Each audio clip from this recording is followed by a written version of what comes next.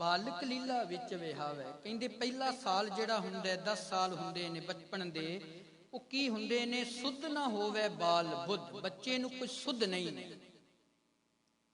हुण जिस तरह दी उहदी मत रखी गई, जिस तरह दी मां ने उहदे दिमाग विच संसार दीयां गल्लां दा ज्ञान करा दिता, परमात्मा दीयां गल्लां दा ज्ञान करा दिता, परिवार दे जीआं दा ज्ञान करा दिता, उहनूं ओही सुध आउणी शुरू हो जांदी है। हुण भाई साहब कहंदे सुध ना होवे बाल बुद्ध, बालक लीला विच विहावै। हुण बालक की करदा है? खेडां खेडदा है। ਉਹਦੀ ਪਹਿਲੀ अवस्था, ਪਹਿਲੀ शरीर की आयु ਜਿਹੜੀ है, क्योंकि ਉਹਨੂੰ खेड प्यारी है। गुरु नानक साहब जी के बचन ने, चौथे प्यार उपन्नी खेड। कहते जो चौथी अवस्था बनती है ना, साडे शरीर की पहली हालत मां के अस्थना नाल चलती है।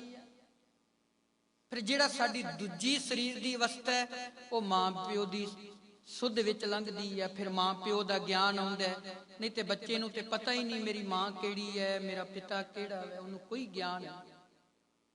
चलो इत्थे ते आके असीं समझ लिया, आ मेरी मां है, आ पिता है, इस गुरु नूं मनना है, इस पीर नूं मनना है, इस भगत की पूजा करनी है, इस जाति दा हां, इस बरादरी दा हां। इत्थे आके पता लगा ना, पर पता लगा कदों? जदों बच्चे दे दिमाग विच ये बुद्धि पाउणी शुरू कर दी, पहली अवस्था लंघ गई। सुध ना होवे बाल बुद्ध, बालक लीला विच विहा। खेडां खिड़दियां वो समा जिहड़ा सी वो लंघदा गया। हुण चौथे प्यार उपन्नी खेड। पहली अवस्था मां दे अस्थना नाल, दूजी अवस्था मां प्यो दी सुध आउणी, ते तीजा पैर जिहड़ा तीजी अवस्था है, वो भैण भरावां दा ज्ञान आउणा। फिर असीं दसी दिया तेरी भैण है, आ भरा है। ते जदों चौथा पैर चलदा फिर खेड चंगी लगदी है। जदों पंजवां पैर शुरू हो जांदा फिर खाण पीण विच मस्त हो जाईदा है। जदों पंजवां चलदा ना, फिर ज्यादातर बंदे नूं खाण दी सोझी, हर समय खांदा ही रवां, खांदा ही रवां। सतगुरु जी दे बचन है ना, कहंदे पहली अवस्था तो लैके ते बिरध दी अवस्था तक खांदियां खांदियां मुंह कट्ठा, पहनदियां सबिया। महाराज जी कहंदे वो खाण दी सोझी रह गई, जां फिर तन नूं शिंगारन ते तन ते सोहणे वस्त्र पाउण दी सोझी रह गई। बाबा कबीर साहब कहंदे ओ जिंदड़ीए, जिन्ना समा तू तन नूं शिंगारन लग्या लाया, किते इतना समा नाम जपदी ते तेरे मन ने शिंगारिया जाना। इत्थे इस्त्रियां दा जिक्र कीता, बीबियां नूं सुचेत कीता। कहंदे वेद पढ़ पढ़ पंडित मूए, रूप देख देख नारी। कहंदे वेद पढ़ ते लए पर ज्ञान हासिल ना कीता। कहंदे जी इस्त्री तू जिन्ना समा तन नूं शिंगारदी रह गई, किते इतना समा रब दे नाम वल जुड़ जांदी, परमात्मा दा गुण गायन करदी, ते तेरी आत्मा ने शिंगारिया जाना। पंजवें जदों अवस्था बनदी फिर खाण दी सोझी आउण लग पैंदी।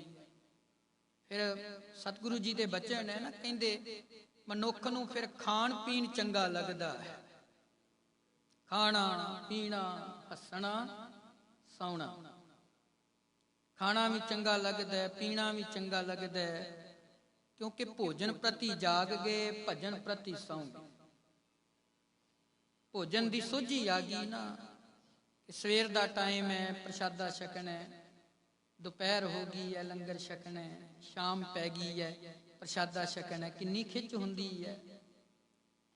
ਜਿਹੜੇ ਸਵੇਰੇ ਸਵੇਰੇ ਚਾਹ ਪੀਂਦੇ ਨੇ ਉਹਨਾਂ ਦੀ ਰੂਟੀਨ ਕੀ ਹੈ? ਉਹਨਾਂ ਨੂੰ ਰਾਮ ਚੇਤੇ ਆਵੇ ਭਾਵੇਂ ਨਾ ਆਵੇ, ਉੱਠਦਿਆਂ ਅੱਲਾ ਚੇਤੇ ਆਵੇ, ਵਾਹਿਗੁਰੂ ਚੇਤੇ ਆਵੇ ਭਾਵੇਂ ਨਾ ਆਵੇ, ਉਹਨਾਂ ਨੂੰ ਚਾਹ ਜ਼ਰੂਰ ਚੇਤੇ ਆਉਂਦੀ, ਕਿਉਂਕਿ ਖਾਣਾ ਚੇਤੇ ਰਹਿ ਗਿਆ। ਸਾਡੀ ਸੁਚੇਤਤਾ ਹੈ, ਭਾਵੇਂ ਇਹਦਾ ਜਿਹੜਾ ਸਾਡਾ ਦਿਮਾਗ ਹੈ ਨਾ, ਇਹਦਾ ਭਾਰ ਕੇਵਲ 25 ਗ੍ਰਾਮ 25 ਗ੍ਰਾਮ ਹੈ।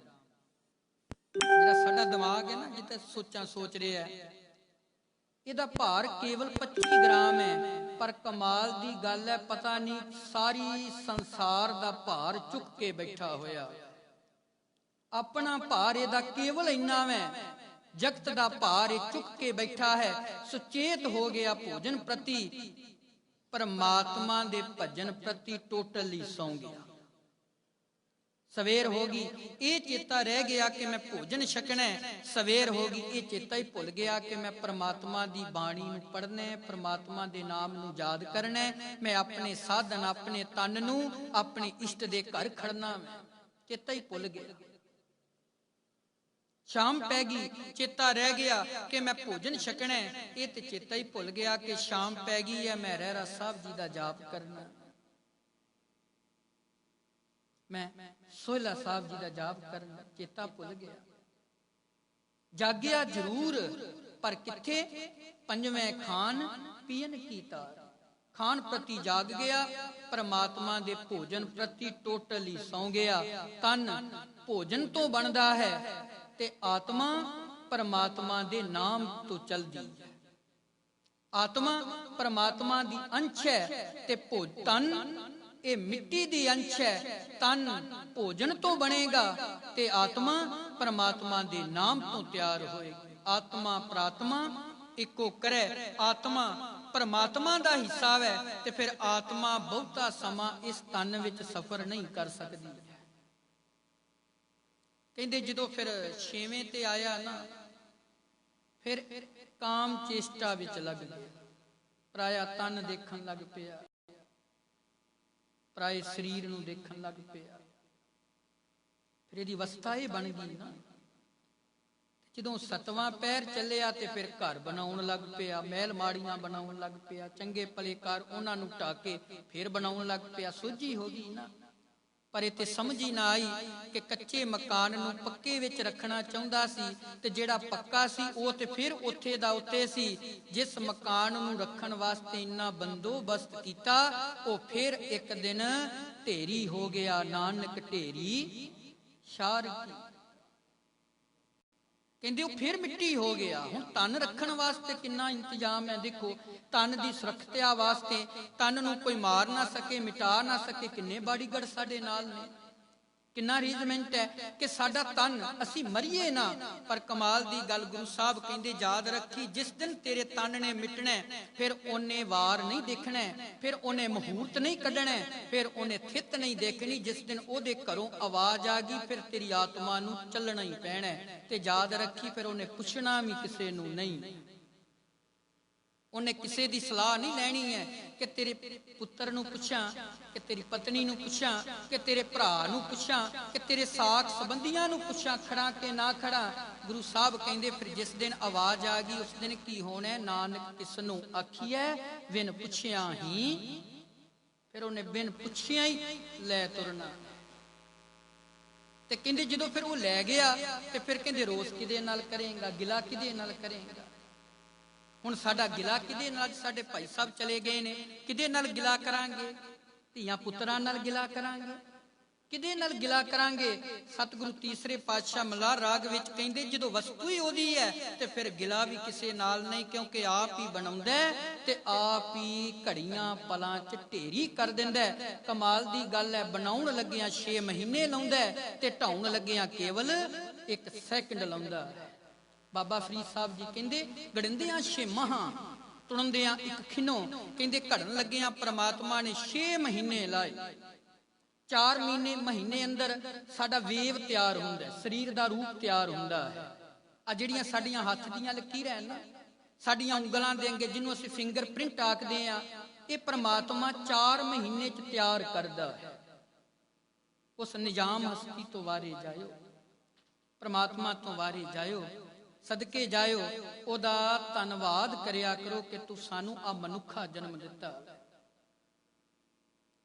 4 ਮਹੀਨਿਆਂ 'ਚ ਵੇਵ ਤਿਆਰ ਕੀਤਾ। ਕਮਾਲ ਦੀ ਗੱਲ ਹੈ। ਦੇਖੋ, ਨਿਰੰਕਾਰ ਨਿਜ਼ਾਮ ਹਸਤੀ ਬਾ ਕਮਾਲ ਹਸਤੀ ਹੈ। ਫਿਰ ਸਾਡੇ ਸਰੀਰ ਦਾ ਬਿੰਦ ਤੇ ਜਿਹੜਾ ਰਕਤ ਹੈ, ਸਾਡੇ ਸਰੀਰ ਦੀ ਜਿਹੜੀ ਪੈਦਾਇਸ਼ ਹੈ, ਉਹ ਸੰਸਾਰ ਦੇ ਕਿਸੇ ਇਸਤਰੀ ਮਰਦ ਨਾਲ ਮੇਲ ਨਹੀਂ ਖਾਂਦੀ।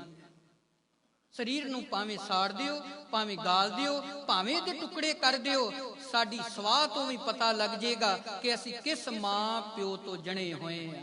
ਇਹ ਪ੍ਰਮਾਤਮਾ ਜਿਹਨੂੰ ਤੁਸੀਂ DNA ਟੈਸਟ ਆਖਦੇ, ਇਹ 4 ਮਹੀਨਿਆਂ 'ਚ ਸਾਡਾ ਇਹ ਤਿਆਰ ਹੁੰਦਾ, ਸਾਡਾ ਮਾਸ ਦਾ ਇਹ ਲੁੱਥੜਾ ਤਿਆਰ ਹੁੰਦਾ, ਵੇਬ ਦੇ ਰੂਪ ਵਿੱਚ ਤਿਆਰ ਹੁੰਦਾ, ਤੇ 6 ਮਹੀਨੇ ਲਾ ਕੇ ਉਹ 206 ਹੱਡੀਆਂ ਦਾ ਪੂਰਾ ਹੀ ਪੁਤਲਾ ਤਿਆਰ ਕਰ ਦਿੰਦਾ ਹੈ। 206 ਹੱਡੀਆਂ ਸਾਡੇ ਸਰੀਰ ਅੰਦਰ ਨੇ, ਤੇ ਸਾਡੇ ਸਰੀਰ ਦਾ ਸਭ ਤੋਂ ਮੇਨ ਅੰਗ ਹੈ ਸਾਡਾ ਦਿਮਾਗ, ਅਖਰੋਟ ਦੀ ਸ਼ਕਲ ਵਾਲਾ। ਕਮਾਲ ਦੀ ਗੱਲ ਹੈ, ਦੇਖੋ ਪਰਮਾਤਮਾ ਨੇ ਕਿਤੇ ਇੰਨੀਆਂ ਹੱਡੀਆਂ ਨਹੀਂ ਲਾਈਆਂ, ਸਭ ਤੋਂ ਜ਼ਿਆਦਾ ਹੱਡੀਆਂ ਕਿੱਥੇ ਲਾਈਆਂ? ਦਿਮਾਗ ਵਿੱਚ। ਤੇ ਦਿਮਾਗ 'ਚ ਕਿੰਨੀਆਂ ਹੱਡੀਆਂ ਨੇ? 33 ਹੱਡੀਆਂ। ਪਰਮਾਤਮਾ ਹੀ ਹੈ ਨਾ। ਤੇ ਇੱਕ ਨਿੱਕੀ ਜੀ ਕਿਤੇ ਕੋਈ ਸਰੀਰਕ ਨਾੜੀ ਵੀ ਪਾਉਣੀ ਪਏ, ਡਾਕਟਰ ਲੱਖਾਂ ਰੁਪਈਆ ਮੰਗਦੇ। ਇੱਕ ਵਾਰੀ ਤੇ ਉਹਦਾ ਧੰਨਵਾਦ ਬਣਦਾ ਹੀ ਹੈ ਨਾ, ਤੇਰਾ ਸ਼ੁਕਰਾਨਾ ਤੇ ਬਣਦਾ ਹੀ ਹੈ ਨਾ, ਕਿ ਪ੍ਰਮਾਤਮਾ ਭਈ ਪ੍ਰਾਪਤ ਮਨੁੱਖ ਦੇ ਹੁਰੀਆ, ਗੋਬਿੰਦ ਮਿਲਨ ਕੀ ਇਹ ਤੇਰੀ। ਤੇ ਤੂੰ ਜਨਮ ਦਿੱਤਾ ਸਰੀਰ ਦਾ, ਤੇ ਫਿਰ ਮਾਣ ਕਾਹਦਾ ਕਰਨਾ? ਗੜਿੰਦਿਆਂ 6 ਮਾਹ, ਘੜਨ ਲੱਗਿਆਂ ਤੈਨੂੰ 6 ਮਹੀਨੇ ਲਾਏ ਨੇ, ਤੁੜਨਦਿਆਂ ਇੱਕ ਛਿਨੋ।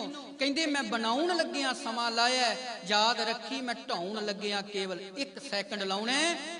ਅੰਸ਼ ਰੱਖੀ ਤੇ ਬੋਲੇਗਾ, ਜੇ ਮੈਂ ਤੇਰੇ ਵਿੱਚ ਜੋਤ ਹੀ ਨਾ ਰੱਖੀ ਤੇ ਤੂੰ ਕਦੀ ਵੀ ਨਹੀਂ ਬੋਲ ਸਕਦਾ। ਮਾਂ ਜਨਮ ਦੇ ਸਕਦੀ ਹੈ, ਪਰ ਯਾਦ ਰੱਖਿਓ ਮਾਂ ਬੱਚੇ 'ਚ ਸਵਾਸ ਨਹੀਂ ਪਾ ਸਕਦੀ। ਮਾਂ ਕੇਵਲ ਇੱਕ ਕਿਰਿਆ ਸਾਧਨ ਹੈ, ਬੱਚੇ ਦੀ ਜਨਨੀ ਹੈ, ਬੱਚੇ ਨੂੰ ਜਨਮ ਦੇਵੇਗੀ, ਪਰ ਉਹ ਸਰੀਰ ਦਾ ਚੱਲਣਾ, ਉਸ ਸਰੀਰ ਦੇ ਸਵਾਸ ਅੰਦਰ ਟਿਕਣੇ, ਉਹ ਕੇਵਲ ਪਰਮਾਤਮਾ ਦੇ ਕੋਲ ਹੈ। ਤੇ ਜਦੋਂ ਫਿਰ ਸਾਡੀ ਇਹ ਅਵਸਥਾ ਬਣ ਗਈ, 7ਵੇਂ ਤੇ ਚਲੇ ਗਏ, ਫਿਰ ਸਾਨੂੰ ਮੈਲ ਮਾੜੀਆਂ ਨਾਲ ਪਿਆਰ ਪੈ ਗਿਆ। ਤੇ ਜਦੋਂ 8ਵੇਂ ਤੇ ਚਲੇ ਗਏ, ਫਿਰ ਸਾਡੇ ਅੰਦਰ ਗੁੱਸਾ ਬੜਾ ਆਉਣਾ ਸ਼ੁਰੂ ਹੋ ਗਿਆ, ਕਿਉਂਕਿ ਬਜ਼ੁਰਗ ਅਵਸਥਾ ਵਿੱਚ ਗੁੱਸਾ ਬਹੁਤ ਜ਼ਿਆਦਾ ਹੈ। ਤੇ ਜਦੋਂ 9ਵੀਂ ਅਵਸਥਾ ਬਣੀ, ਤੇ ਫਿਰ ਸਾਡੇ ਕੇਸ ਜਿਹੜੇ ਸੀ ਉਹ ਚਿੱਟੇ ਹੋਣੇ ਸ਼ੁਰੂ ਹੋ ਗਏ। ਤੇ ਜਦੋਂ 10ਵੇਂ ਤੇ ਆ ਗਏ, 10ਵਾਂ ਪੈਰ ਲੱਗ ਗਿਆ, ਫਿਰ ਉਸ ਦਿਨ ਕੀ ਹੋਇਆ? ਫਿਰ ਸੜ ਕੇ ਸੁਆਹ ਹੋ ਗਏ। ਨਾਨਕ ਢੇਰੀ ਛਾਰ ਕੀ। ਕਹਿੰਦੇ ਉਹ ਪ੍ਰਮਾਤਮਾ ਮਿੱਟੀ ਤੋਂ ਬਣਾ ਕੇ ਮਿੱਟੀ ਵਿੱਚ ਲੈ ਤੁਰਦਾ। ਹੁਣ ਅਵਸਥਾ ਗਿਣਿਓ, ਗੁਰੂ ਸਾਹਿਬ ਨੇ ਅਵਸਥਾ ਰੱਖੀਆਂ। ਕਹਿੰਦੇ ਪਹਿਲੇ ਪਿਆਰ ਲੱਗਾ ਥਣ ਦੁੱਧ, ਦੂਜੇ ਮਾਏ ਬਾਪ ਕੀ ਸੁਧ, ਤੀਜੇ ਭਈਆ ਜਈਆ ਲੱਗਾ। ਇਹ ਥੋੜਾ ਧਿਆਨਯੋਗ ਸ਼ਬਦ ਰੱਖਣਾ। ਤੁਸੀਂ ਇੱਕ ਮੈਂ ਰਿਕਾਰਡਿੰਗ 'ਚ ਕੋਈ 38 ਆਵਾਜ਼ਾਂ ਜਈਏ ਦੀਆਂ ਦੱਸੀਆਂ ਨੇ, ਉਹ ਤੁਸੀਂ ਦੇਖਿਓ ਜਈਏ ਦੀ ਕਿੱਥੇ ਕਿੱਥੇ ਆਵਾਜ਼ ਦੇਣੀ ਹੈ। ਬਿਹਾਰੀ ਲੱਗੀ, ਸਿਆਰੀ ਲੱਗੀ, ਦਲੌਂਕੜ ਲੱਗੀ, ਔਂਕੜ ਲੱਗੀ ਹੈ। ਜਈਏ ਨੂੰ ਕਿੱਦਾਂ ਉਚਾਰਨ ਕਰਨਾ? ਮਹਾਰਾਜ ਕਹਿੰਦੇ ਤੀਜੇ ਭਈਆ ਭਾਬੀ ਬੇਬ, ਚੌਥੇ ਪਿਆਰ ਉਪੰਨੀ ਖੇਡ, 5ਵੇਂ ਖਾਨ ਪੀਨ ਕੀ ਧਾਤ, 6ਵੇਂ ਕਾਮ ਨਾ ਪੁੱਛਿਆ ਜਾਤ, 7ਵੇਂ ਸੰਜ ਕੀਆ ਕਰਵਾਸ, 8ਵੇਂ ਕ੍ਰੋਧ ਹੋਆ ਤਨ ਨਾਸ, 9ਵੇਂ ਧੌਲੇ ਉੱਬੇ ਸਾਹ, 10ਵੇਂ ਦੱਦਾ ਹੋਆ ਸੁਵਾਹ। ਨਾਨਕ ਢੇਰੀ ਛਾਰ ਕੀ। ਕਹਿੰਦੇ ਪਹਿਲੀ ਅਵਸਥਾ ਸਾਡੀ ਲੰਘ ਗਈ, ਸੁਧ ਨਾ ਹੋਵੇ ਬਾਲ ਬੁੱਧ, ਬਾਲਕ ਲੀਲਾ ਵਿੱਚ ਵਿਹਾਵੇ, ਭਰ ਜੋਬਨ ਪਰਮਾਈਐ, ਪਰ ਤਨ ਤਨ ਪਰ ਨਿੰਦ ਲੁਭਾਵੇ। ਕਹਿੰਦੇ ਬਿਰਧ ਹੋਵਾ ਜੰਜਾਲ ਵਿੱਚ, ਮਹਾਜਾਲ ਪਰਿਵਾਰ ਭਵਾਵੇ, ਫਿਰ ਅੰਨਾ ਬੋਲਾ ਪਿੰਗਲਾ, ਤਨ ਥੱਕਾ ਮਨ ਦਹਿ ਦਿਸਤਾਵੇ। ਭਾਈ ਸਾਹਿਬ ਕਹਿੰਦੇ ਪਹਿਲੀ ਅਵਸਥਾ ਲੰਘ ਗਈ ਏਦਾਂ, ਦੂਜੀ ਅਵਸਥਾ ਲੰਘ ਗਈ ਤਨ ਨੂੰ ਸ਼ਿੰਗਾਰਦਿਆਂ ਜਾਂ ਨਿੰਦਾ ਸੁਣਦਿਆਂ, ਤੀਜੀ ਅਵਸਥਾ ਆ ਗਈ ਤੇ ਵੈਸੇ ਹੀ ਬਜ਼ੁਰਗ ਹੋ ਗਏ। ਸਾਰੀ ਜ਼ਿੰਦਗੀ ਬੰਦਾ ਇਹੋ ਸੋਚਾਂ ਸੋਚਦਾ ਰਹਿੰਦਾ ਕਿ ਬਸ ਤੀਸਰੀ ਅਵਸਥਾ ਤੋਂ ਬਾਅਦ, ਤੀਸਰੀ ਅਵਸਥਾ ਤੇ ਹੁਣ ਅਸੀਂ ਨਾ ਪ੍ਰਮਾਤਮਾ ਦਾ ਨਾਮ ਜਪਣਾ ਸ਼ੁਰੂ ਕਰ ਦੇਣਾ। ਬਜ਼ੁਰਗ ਇਹ ਗੱਲ ਮੰਨ ਲੈਂਦੇ ਨੇ ਕਦੋਂ? ਜਦੋਂ ਜਵਾਨੀ ਦੀ ਅਵਸਥਾ ਵਿੱਚ ਹੁੰਦੇ ਨੇ ਕਿ ਹੁਣ ਨਾਮ ਜਪਾਂਗੇ, ਬਸ ਪੁੱਤਰ ਵਿਆਹ ਲਏ, ਪੋਤਰੇ ਵਿਆਹ ਲਏ, ਹੁਣ ਕੋਈ ਗੱਲ ਨਹੀਂ।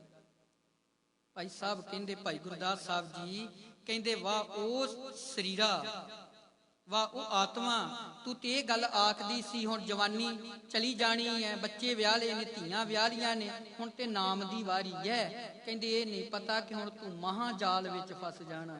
ਹੁਣ ਤੇ ਪੋਤਰਿਆਂ ਦਾ ਫਿਕਰ, ਦੋਤਰਿਆਂ ਦਾ ਫਿਕਰ, ਪੋਤਰੇ ਸਕੂਲ ਵੀ ਛੱਡ ਕੇ ਆਉਣੇ ਆ, ਸਕੂਲੋਂ ਘਰ ਵੀ ਲੈ ਕੇ ਆਉਣੇ ਨੇ। ਹੁਣ ਬਿਜਲੀ ਦਾ ਬਿੱਲ ਵੀ ਤਾਰਨਾ, ਉਹ ਵੀ घर दा मुखी जाएगा ना। बच्चे प्रदेश विच बैठे होए ने, भाई साहब कहंदे तू ते आखदा सी मैं जाल विचों निकल जाना है, हुण जंजाल मैनू घेरेगा नहीं। कहंदे बिरध होवा जंजाल विच। कहंदे जिद्दण तू बजुर्ग हो गया सगों महाजाल, तू ते बड़े वड्डे जंजाल च फस गया। कहंदे अन्ना बोला पिंगला। कहंदे एक दिन वो आ गया लत्तां दे नाल, पैर ते हैगे ने हुण पैर चलदे ने, अखां ते हैगियां ने हुण दिसदा कुछ नहीं, ਕੰਨ ते हैगे ने हुण सुनदा कुछ नहीं। कहंदे अन्ना बोला पिंगला। पिंगल दा अर्थ हुंदा तुरना, पैर कह लो। कहंदे अन्ना हो गया, अखां हुंदियां भी अन्ना, ਕੰਨ हुंदियां भी बोला, ते फिर पैर हुंदियां भी मंजी तो एक कदम भी थले नहीं चल सकता। पर जिहड़ी अखीर ते गल कही ना भाई साहब जी ने, कहंदे देख लो हुण अन्ना भी हो गया, पिंगला भी हो गया, तन थका, तन थक के बचपन तो चलिया सी, बुढ़ेपे च आ गया, तन थक के मंजे ते लम्मे पै गया। पर कमाल दी गल है, इहदा मन अजे भी नहीं थकिया, मन नहीं थकिया। शरीर बुढ़ा हो जाएगा, शरीर बुजुर्ग हो जाएगा, आत्मा कदी बुजुर्ग नहीं हुंदी है। जिन्हां दी बुजुर्गी विच आत्मा चली गई, वो बचपन विच भी बुजुर्गियां वालियां गल्लां करदे सी। जेड़े आत्मा बुजुर्ग ना होई, शरीर करके बुजुर्ग हो के वो अजे भी जवानां वालियां गल्लां करदे ने। ना के अकल, ना के विसार, ना के विसार, ना के असदस। भाई नंद लाल जी कहते किसी दे शरीर नूं देख के कि आ चिट्टे केस हो गए ने, ये हुण शरीर बुढ़ा हो गया है। कहते ये ते अंदाजा लाया जाता है कि बंदा बुढ़ा हो गया है, पर यह अंदाजा नहीं लाया जाता कि अंदरों भी सियाणा होया है, बुढ़ा होया है कि नहीं होया। ते जिस दिन अंदरों सियाणप आ गई, अंदर दी गल नूं फड़ लिया, फिर गुरु साहब कहंदे फिर उस दरगाह दे अंदर की होएगा, तेरी आत्मा नूं वासा मिल जाएगा, आ जन्म ते मरण दा गेड़ खत्म हो जाएगा। क्योंकि मिट्टी दा मान कद है, मिट्टी फुल्ली, मिट्टी फुल जाती है ना, घर विच आउंदी जदों गड्डी च बैठीए ना, ऐ सीट ते हथ रखिया हुंदा, कोई छाप सल्ला सोने दा पाली ऐ लोकां नूं दसदे फिरदा है। चार दमड़ियां आ जान, हंकार इन्ना हो जाता है बंदे दे अंदर, इन्नी प्रबल वासना जन्म लै लैंदी है, ते आम बंदे नूं बंदा नहीं समझदा। बुल्ले शाह लिखदा, कहंदा मिट्टी फुल्ली, मिट्टी भुल्ली, मिट्टी ये भुल्ली गई, तू ते है ही मिट्टी सी। कहंदे मिट्टी रोई, मिट्टी हसी, खेड खूड के फिर मिट्टी होई। कहंदे बंदा मिट्टी हंकारी हो जाती है।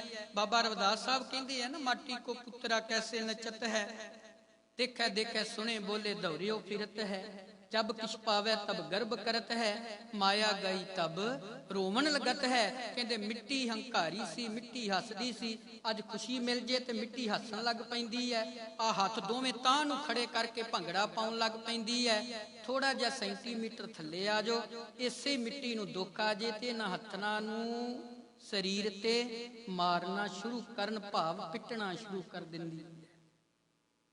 खुशी मिल जे ना, बंदे दे हथ तां ने, इसे मिट्टी नूं दुख मिल जे ते हथ ठां आ जांदे ने। इसे मिट्टी नूं कोई संसार दे सुख मिल जान ते हंकारी हो जाती है। इसे मिट्टी कोलों रब जदों कुछ खो लैंदा ते मिट्टी रोना शुरू कर दिंदी है। महाराज जी कहंदे फिर नानक ढेरी शार की तां पी फिर होई शार। कहंदे याद रखी नानक तू ढेरी तो बना के तेनू परमात्मा ने ढेरी करना वै, क्योंकि मरण ना मुहूर्त पुछया पुछी थित ना वार। कहंदे ओने उस परमात्मा ने कोई मुहूर्त कोई समा तय नहीं, ओनू पता किहड़ा समा तय वै। जिस दिन आवाज आ गई फिर ओने तेनू इस जगत विचों लै तुरना। लश्कर सने दमामे लखां ही लश्कर ने साडे नाल।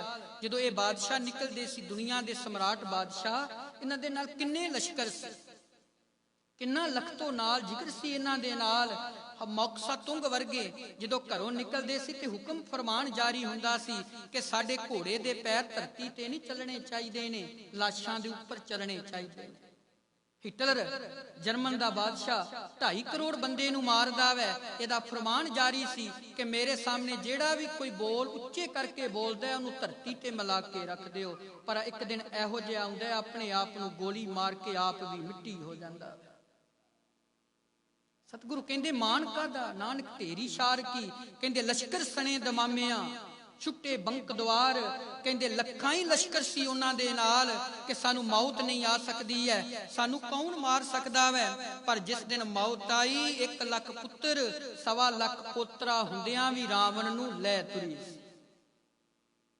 जिस दिन मौत आई जेड़ा बंदा आखदा सी ना दिने मरा ना रात मरा, ना जमीन ते मरा ना आसमान ते मरा, ना किसी बंदे कोलों मरा ना किसी जानवर कोलों मरा, ना अंदर मरा ना बाहर मरा, बचन भी पूरा कीता ते बूहे दियां दलीजां च रख के पट ते टका के हरनाकश नूं चेता भी करा दिता। जेड़ी चीज तू कहने ना आवे तेनू ते चेता ही भुल गया, ते हर समय गल विच पई होई है। तू कहना मौत ना आवे ते मौत की सी। तुसी शिवजी महाराज जी की फोटो देखे, मैं तो शिव पुराण पढ़िया, उत्थे तो संपूर्ण दड़ है, संपूर्ण केस है। हुण ते एक जगह मैं देखी सी फोटो, हाथ च उन्हां ने ना वो नशा पीण वाला भी फड़ाया होया। साडा खुद खाण नूं दिल करे ना, मांस खुद खाण नूं दिल करे, पर असीं कहने आ कि आ फलाना देवता ना बली मंगदा है। हुण समझावे कौन, हेरा रोटी कारनी गला कटावे कौन। साडा अपना स्वाद, अपने स्वाद करके असीं शिवजी महाराज नूं भी कह दिता वो भंग पीण लग पे। अपना स्वाद, दिल अपना करदा सी, पर उन्ना चिर आर्डर नहीं पीण दा जिन्ना चिर असीं देवतियां नूं नहीं पिलावांगे। दिल ते अपना करदा है। हुण बकरा खाण नूं दिल अपना करदा, उन्ना चिर खा नहीं सकदे क्योंकि अमरधारी आ, जिन्ना चिर असीं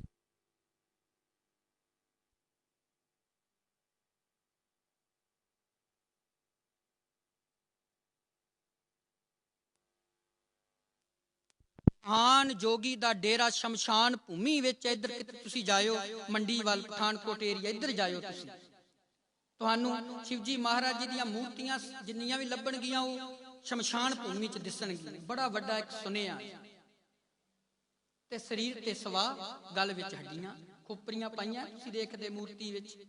बड़ा वड्डा मैसेज, क्योंकि उदों आ साधन नहीं सी। अज असीं अमेरिका तो बोलते हैं, सारी दुनिया सानू देख रही है। आ साधन नहीं सी, उदों समझाउण दा तरीका सी। तरीका की है? गल विच सप दी मल है कि दुनिया दे लोको इस फनीयर नाग दा मूंह अड्डिया होया। बड़ा वड्डा तरीका, मौत दा ज्ञान बड़ा ही वड्डा, बा कमाल दिता। कहंदे देख लो जिस तरह गल विच सप पिया, याद रखियो सारे संसार दे गल विच मौत दा फनीयर नाग पिया होया। ਇਹਦਾ ਮੂੰਹ ਅੱਡਿਆ ਤੇ ਮੇਰਾ ਡੇਰਾ ਕਿੱਥੇ ਹੈ? ਸ਼ਮਸ਼ਾਨ ਵਿੱਚ। ਜਦੋਂ ਇਹਨੇ ਡੰਗ ਮਾਰਿਆ ਤੇ ਘਰ ਵਾਲਿਆਂ ਨੇ ਪਏ ਹੋਏ ਸਰੀਰ ਨੂੰ ਸ਼ਮਸ਼ਾਨ ਲੈ ਕੇ ਆਉਣਾ, ਤੇ ਮੈਂ ਸਰੀਰ ਤੇ ਸਵਾਹ ਮਲ ਕੇ ਬੈਠਾ ਕਿ ਦੁਨੀਆ ਨੂੰ ਗਿਆਨ ਆ ਜੇ ਕਿ ਜਿਸ ਦਿਨ ਸੱਪ ਨੇ ਡੰਗ ਮਾਰਿਆ ਸਰੀਰ ਨੂੰ ਸ਼ਮਸ਼ਾਨ ਲੈ ਕੇ ਆਉਣਾ। ਤੇ ਜਦੋਂ ਸਰੀਰ ਨੂੰ ਸ਼ਮਸ਼ਾਨ ਲੈ ਕੇ ਆਏ, ਇਹਨਾਂ ਘਰ ਵਾਲਿਆਂ ਨੇ ਲੱਕੜਾਂ ਦੇ ਵਿੱਚ ਰੱਖ ਕੇ ਇਹਨੂੰ ਸਾੜ ਕੇ ਸਵਾਹ ਕਰਕੇ ਚਲਿਆ ਜਾ। ਫਿਰ ਗਲ ਵਿੱਚ ਉਹ ਹੱਡੀਆਂ ਪਾਈਆਂ ਹੋਈਆਂ ਨੇ। ਬੜਾ ਵੱਡਾ ਸੁਚੇਤਤਾ। ਪਹਿਲਾਂ ਸਰੀਰ ਕੀ ਸੀ? ਸ਼ਿਵਜੀ ਮਹਾਰਾਜ ਜੀ ਦਾ ਪੂਰਾ। ਗਲ ਵਿੱਚ ਸੱਪ ਹੈ, ਡੇਰਾ ਸ਼ਮਸ਼ਾਨ ਵਿੱਚ ਹੈ, ਗਲ ਵਿੱਚ ਹੱਡੀਆਂ ਪਾਈਆਂ ਹੋਈਆਂ ਨੇ। ਜਿਸ ਦਿਨ ਸਰੀਰ ਸੜ ਕੇ ਸਵਾਹ ਹੋ ਗਿਆ ਤੇ ਇਸ ਸਰੀਰ ਨੇ ਕੇਵਲ ਹੱਡੀਆਂ ਦੀ ਮੁੱਠ ਰਹਿ ਜਾਣ। ਹੁਣ ਇਸੇ ਸ਼ਬਦ ਨੂੰ ਮੈਂ ਗੁਰੂ ਤੇਗ ਬਹਾਦਰ ਸਾਹਿਬ ਜੀ ਦਾ ਸ਼ਲੋਕ ਰੱਖਾਂ, ਗੱਲ ਆਪ ਜੀ ਦੀ ਪਕੜ ਵਿੱਚ ਆ ਜਾਵੇ। ਗੁਰੂ ਤੇਗ ਬਹਾਦਰ ਸਾਹਿਬ ਕਹਿੰਦੇ ਆਜ ਕਾਲ ਫੁਨ ਤੋਹੇ ਗਰਸ ਹੈ ਸਮਝ ਰੱਖੋ ਚੀਤ। ਕਹਿੰਦੇ ਅੱਜ ਕੱਲ ਕਰਦਿਆਂ ਤੈਨੂੰ ਇਸ ਮੌਤ ਦੇ ਨਾਗ ਨੇ, ਫਨੀਅਰ ਨਾਗ ਨੇ ਤੈਨੂੰ ਡਸ ਲੈਣਾ ਵੈ।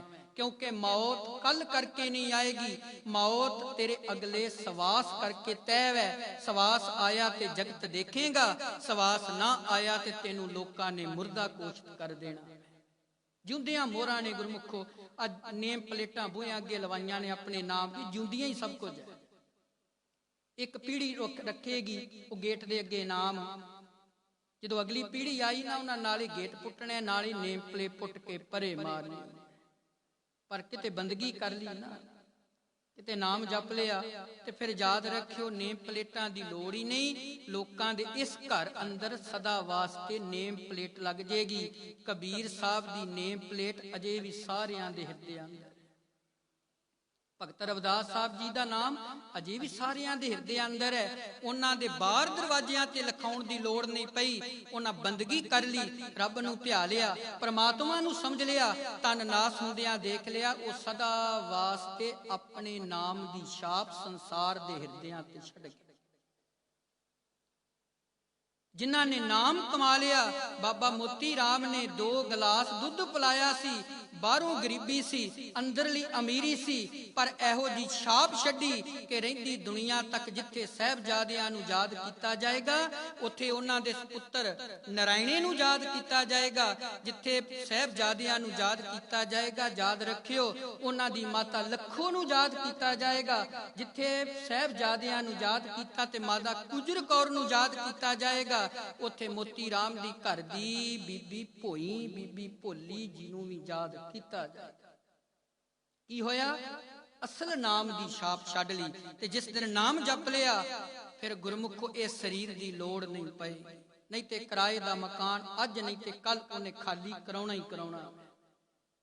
ਉਹਨੇ ਇਹ ਮਕਾਨ ਸਾਤੋਂ ਖਾਲੀ ਕਰਾਉਣਾ ਵੈ। ਬਸ ਜਿੰਦਨ ਮਾਣੀ ਕੱਢੀ ਐ ਹੱਡਾਂ ਤੂੰ ਕੜਕਾਏ।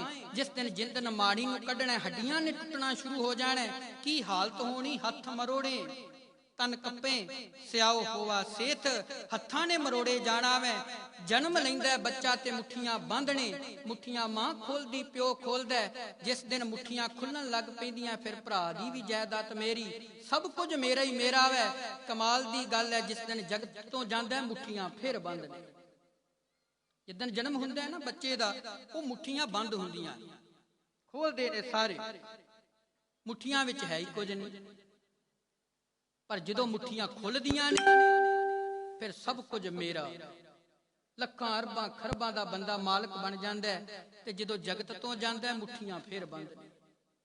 ਦੇਖੋ, ਸਰੀਰ ਤੋਂ ਹੀ ਸਮਝਾ ਦਿੱਤਾ ਨਾ ਗੁਰੂ ਸਾਹਿਬ ਨੇ, ਪਰਮਾਤਮਾ ਨੇ ਸਰੀਰ ਪੈਦਾ ਕਰਕੇ ਸਰੀਰ ਤੋਂ ਗਿਆਨ ਕਰਾ ਦਿੱਤਾ ਕਿ ਜਿੱਦਣ ਜਨਮ ਸੀ ਉਦਣ ਵੀ ਖਾਲੀ ਸੀ। ਜਿੱਦਣ ਖੁੱਲ ਗਈਆਂ ਮੁੱਠੀਆਂ ਭਰ ਲੀਆਂ, ਤਜੋਰੀਆਂ ਭਰ ਲੀਆਂ। ਦੇਖ ਲੈ ਹੁਣ ਦੁਨੀਆ ਤੋਂ ਚੱਲੇ, ਤੇਰੀਆਂ ਮੁੱਠੀਆਂ ਫਿਰ ਖਾਲੀ ਤੇ ਫਿਰ ਬੰਦ। ਫਿਰ ਮਾਣ ਕਾਹਦਾ ਸਰੀਰ ਦਾ ਕਰਨਾ ਹੈ ਗੁਰਮੁਖ? ਇਸ ਕਾਇਆ ਦਾ ਕੋਈ ਮਾਣ ਨਹੀਂ। ਤੇ ਸਤਿਗੁਰੂ ਕਹਿੰਦੇ 10 ਬਾਲ ਤਨ 20 ਰਵਨ, ਤੀਸਾ ਕਾ ਸੁੰਦਰ ਕਹਾਵੇ। 40 ਸੀਪਰ ਹੋਏ 85, 60 ਕੇ ਵਡੇਪਾ ਆਵੇ। ਪੱਪੇ ਨੂੰ ਥੋੜਾ ਰੋਕ ਕੇ ਇਹਦਾ ਉਚਾਰਨ ਕਰਨਾ। ਹੁਣ ਸਮਾਂ ਥੋੜਾ, ਮੈਂ ਵਿਆਕਰਨ ਨਹੀਂ ਦੱਸ ਸਕਿਆ। ਜਦੋਂ ਗੁਰਬਾਣੀ ਪੜ੍ਹਨੀ, ਉਹਦੇ ਤੁਸੀਂ ਵੱਖੋ ਵੱਖਰੀਆਂ ਜਮਕੀਆਂ ਵਿਸ਼ਰਾਮ ਕਰੀ ਜਾਇਓ, ਅਰਥ ਆਪਣੇ ਆਪ ਹੀ ਬਣਦੇ ਜਾਣ।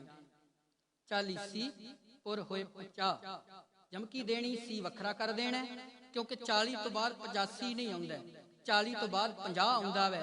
ਇਸ ਕਰਕੇ 50 ਕਰ ਦੋ, ਸੀ ਜਮਕੀ ਦੇ ਕੇ ਤੋੜ ਦੋ ਪਰੇ।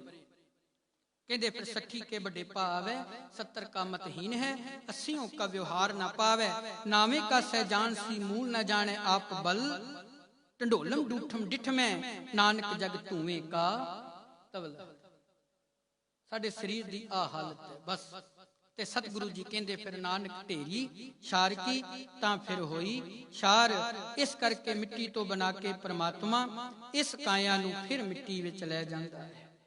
ਉਸ ਅਕਾਲ ਪੁਰਖ ਵਾਹਿਗੁਰੂ ਪ੍ਰਮਾਤਮਾ ਦਾ ਧਿਆਨ ਕਰਨਾ, ਉਸ ਪ੍ਰਮਾਤਮਾ ਦੀ ਬੰਦਗੀ ਕਰਨੀ। ਅੱਜ ਵਿਛੜੀ ਜੀਵ ਆਤਮਾ ਭਾਈ ਸਾਹਿਬ ਜੀ ਦੇ ਨਿਮਿਤ ਤੁਸੀਂ ਸਾਰੀਆਂ ਸੰਗਤਾਂ ਬੈਠੇ ਕਰਨ ਸਤਿਗੁਰੂ ਜੀ ਰਹਿਮਤ। ਜਿੰਨਾ ਸਮਾਂ ਸੀ 1 ਵਜੇ ਤੱਕ 1 ਵੱਜ ਚੁੱਕਾ ਹੈ। ਸੋ ਕੀਰਤਨ ਕਰਦੇ ਆਂ, ਕੁਝ ਸਮਾਂ ਵਿਚਾਰਾਂ ਕਰਦੇ ਆਂ। ਹੋਈਆਂ ਗਲਤੀਆਂ ਭੁੱਲਾਂ ਦੀ ਖਿਮਾ ਕਰੇ, ਕਿਉਂਕਿ ਜਾਣਾ ਤੇ ਸਾਰਿਆਂ ਨਹੀਂ ਹੈ ਗੁਰਮੁਖੋ, ਇਹ ਤੇ ਪੱਕਾ ਹੀ ਹੈ। ਇੱਥੇ ਤਵਾਰੀ ਅਨੁਸਾਰ ਚਲੇ ਹੀ ਜਾਣਾ ਹੈ। ਆਵਾਜ਼ ਉਹਦੇ ਘਰੋਂ ਆਉਂਦੀ ਪਈ ਹੈ, ਚਲੋ ਸਤਾਬ ਦੀਵਾਨ ਬੁਲਾਇਆ, ਹਰ ਫਰਮਾਨ ਦਰਗਹਿ ਕਾਇਆ। ਫਰਮਾਨ ਤੇ ਸਾਰਿਆਂ ਤੇ ਲਾਗੂ ਹੈ, ਇੱਕ ਤੇ ਹੈ ਨਹੀਂ, ਸਾਰਿਆਂ ਤੇ ਲਾਗੂ ਹੈ। ਕਿਉਂ ਨਾ ਹੋਵੇ ਕਿ ਉਹਦੇ ਫਰਮਾਨ ਆਉਣ ਤੋਂ ਪਹਿਲਾਂ ਪਹਿਲਾਂ ਪ੍ਰਮਾਤਮਾ ਦੀ ਬੰਦਗੀ ਕਰ ਲਈ, ਪ੍ਰਮਾਤਮਾ ਦਾ ਧਿਆਨ ਕਰ ਲਈ, ਪ੍ਰਮਾਤਮਾ ਦਾ ਸਿਮਰਨ ਕਰ ਲਈ। परमात्मा दे वल चल पईए, परमात्मा नूं महसूस कर लीए, ਉਹਦੀ ਸਮਝ ਵਿੱਚ ਤੁਰ ਪਈਏ। ਤੇ ਜਦੋਂ ਪਰਮਾਤਮਾ ਦੀ ਸਮਝ ਵਿੱਚ ਚੱਲ ਪਏ, ਫਿਰ ਇਹ ਜੀਵਨ ਦੇ ਅੰਦਰ ਪਰਮ ਆਤਮਾ ਦੇ ਨਾਲ ਆਤਮਾ ਦਾ ਮੇਲ ਹੋ ਜਾਵੇ। ਬਾਕੀ ਸਭ ਮੁਸਾਫਰ ਆ ਦੁਨੀਆ ਤੇ, ਅੱਜ ਕੱਲ ਕਰਦੇ ਆ ਉਸ ਮਾਲਕ ਨੇ ਲੈ ਤੁਰਨਾ ਗੁਰਮੁਖੋ। ਕਰਨ ਮੇਰੇ ਸਤਿਗੁਰੂ ਜੀ ਕਿਰਪਾ, ਮਹਿਰਮਤ ਕਰਨ। ਜਿੰਨਾ ਸਮਾਂ ਸਤਿਗੁਰੂ ਨੇ ਆਪਣੀ ਗੋਦ 'ਚ ਬਿਠਾਇਆ, ਕਿਉਂਕਿ ਜਾਣ ਦਾ ਦੁੱਖ ਤੇ ਬੜਾ ਹੁੰਦਾ ਜੀਵ ਦਾ, ਪਰ ਜਿਉਂ ਜਿਉਂ ਤੇਰਾ ਹੁਕਮ ਤਿਵੇਂ ਤਿਉਂ ਹੋਵਣਾ, ਚਹ ਜੈ ਰੱਖੇ ਆਪ ਤਹ ਜਾਏ ਖੜੋਵਣਾ।